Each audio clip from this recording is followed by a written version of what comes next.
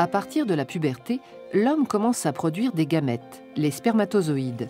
Cette production, appelée spermatogenèse, est quantitativement très importante. Plusieurs centaines de millions de spermatozoïdes sont fabriqués chaque jour. C'est dans les testicules que la spermatogenèse a lieu. Ces organes sont constitués de tubes séminifères pelotonnés.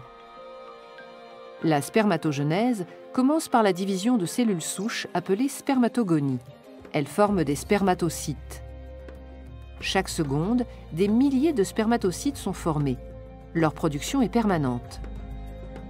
Ces spermatocytes se divisent à leur tour et forment des spermatides qui pourront se différencier progressivement en spermatozoïdes. Il faut 72 jours pour qu'un spermatozoïde soit constitué. L'ensemble de ces phénomènes a lieu dans les tubes séminifères. Les spermatogonies se trouvent en périphérie et plus les divisions et la différenciation en spermatozoïdes progressent, plus les cellules migrent vers le centre du tube.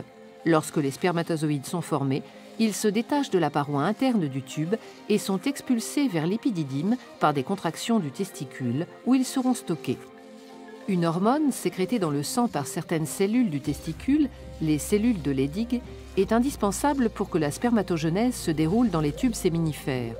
Cette hormone, appelée testostérone, est libérée dans le sang à concentration globalement constante.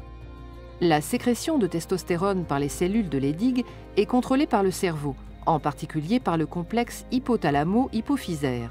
Situé à la base du cerveau, il comporte l'hypothalamus et l'hypophyse. L'hypothalamus sécrète une hormone, la GnRH, qui stimule directement l'hypophyse. Cette petite glande sécrète alors dans le sang deux hormones appelées FSH et LH. La LH agit au niveau du testicule. Elle stimule la sécrétion de testostérone par les cellules de Leydig. La FSH agit aussi au niveau des testicules, mais directement sur certaines cellules des tubes séminifères. Elle active la spermatogenèse. LH et FSH sont donc indispensables à la fabrication des spermatozoïdes dans les tubes séminifères. En permanence, la testostérone sécrétée par les testicules dans le sang agit aussi au niveau du complexe hypothalamo-hypophysaire. Plus la concentration sanguine en testostérone augmente, moins l'hypophyse sécrète de FSH et de LH.